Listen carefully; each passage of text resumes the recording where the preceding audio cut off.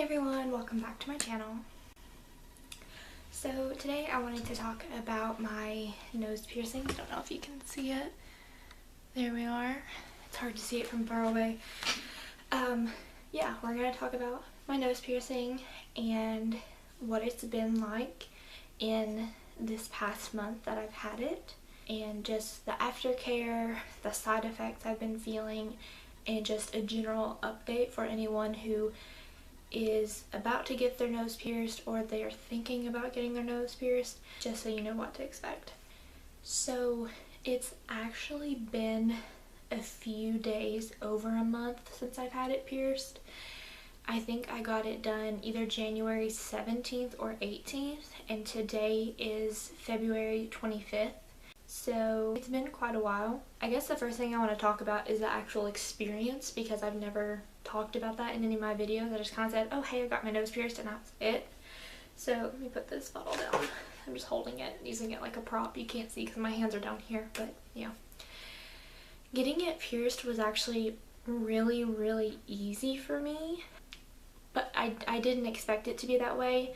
I have a high pain tolerance most of the time, but I'm very afraid of needles.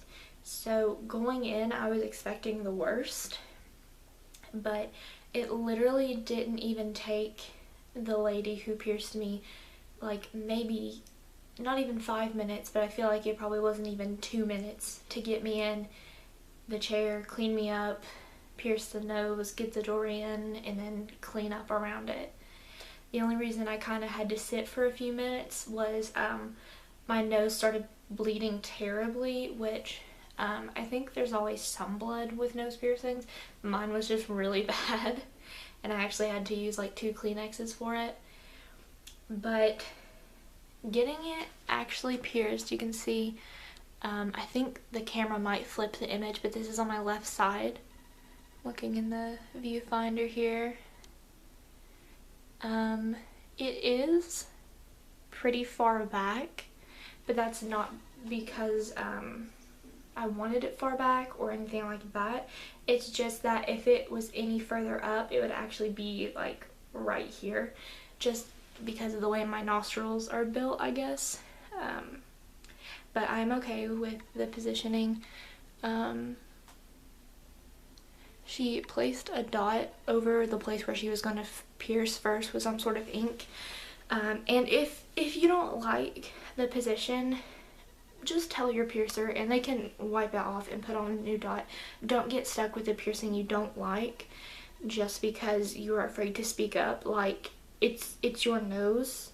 Like I said, I'm fine with the position, but if you're going to get it done, you need to make sure you get it done in a way that you like it, because trying to pierce anything again is going to be harder because of the scar tissue that's there.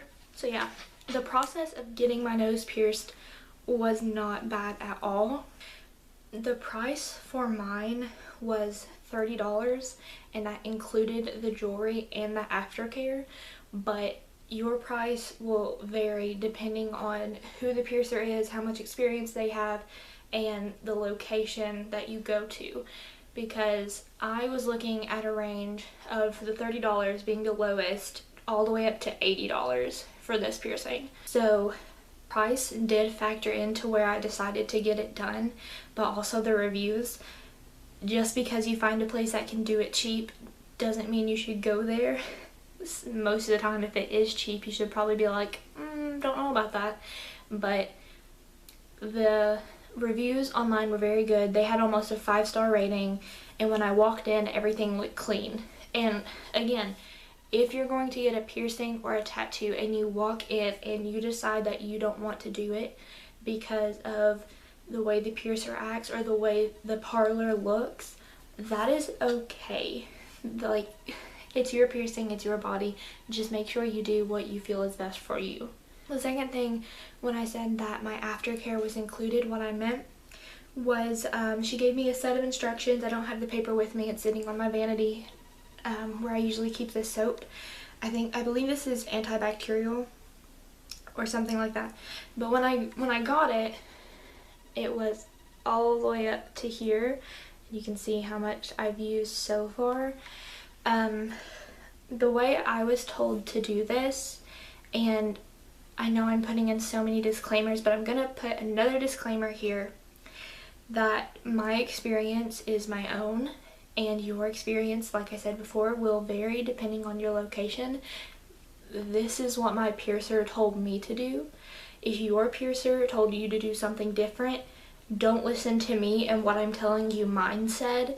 Listen to your piercer, because that's what they've found has worked for them, and that's what they want you to do. So, with that said, the way I was told to take care of my piercing was to go to my sink, turn on warm water, and cup my hands. I can't actually do both hands and put my nose in it the right way, so I just do one. Cut my hand, get it full of the warm water, and then let my nose rest inside my hand with the water, just to loosen up any of the gunk that was around it, because when you get it pierced, there's gonna be a lot of gunk around it. It's gonna be dried blood, it's gonna be boogers, because they're like, what is this new thing inside your nose? And there's also gonna be, depending on what kind of preventative measures they use for infection, there might be some sort of gel around it as well. Just loosen that up, and then to get some of this soap on my finger and on the outside and the inside, and then also move the piercing with my finger so that it moves up and down in the piercing hole itself to get the inside clean. Now, my nostrils are very, very small. I can barely fit my fingers in comfortably and then be able to move the jewelry around. So instead of doing my fingers, I started using Q-tips, which I think is also like a little bit more sanitary to get into the soap than your fingers. But I started using Q-tips outside, and then do a different Q-tip for the inside, and then another one to rinse, and then another one to rinse on the inside. And then after that, cut my hand again, just to make sure that everything is completely rinsed out with warm water. And I was told to do this little routine every morning and every night for 6 months. Also, a tip I would give you that she gave me is, if you get pierced with a stud like this, it's really easy to have them pop out. I've had mine pop out twice now. So if you can get like some small bandages to put over it while you sleep, just to make sure it doesn't get pushed out in the night, that's a really good idea. Third thing I wanted to talk about is where I'm at now and how I feel about the piercing. Not too much has changed since I got it done.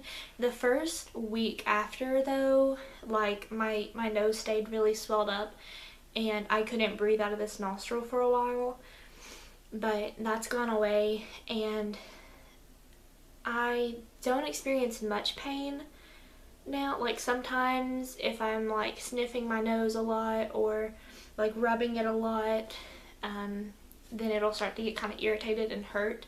But other than that, I've not experienced any pain since about the first week or two after I got it pierced. At this point, I could change my jewelry. She told me I could do that at 30 days, but it's recommended to do it after 60 days. So I think I'm going to wait the full 60 days just because one, I don't have the jewelry to change it into like a hoop or something, and two, I don't have the money to go get the jewelry. So maybe sometime next month I can film a video of me changing my jewelry for the first time. Yeah, everything's fine. I didn't have to deal with any infection. I feel like my piercer did a great job, and if I ever decide to get more piercings or a tattoo, I probably will go back to that shop because they were very nice to me. If you have any questions about getting your nose pierced or anything like that, just leave me a comment and I will be happy to reply. I love it whenever you guys talk to me in the comments. It makes me so happy to see you interact with me. And yeah, thank you so much for watching this video, and I'll see you in the next one.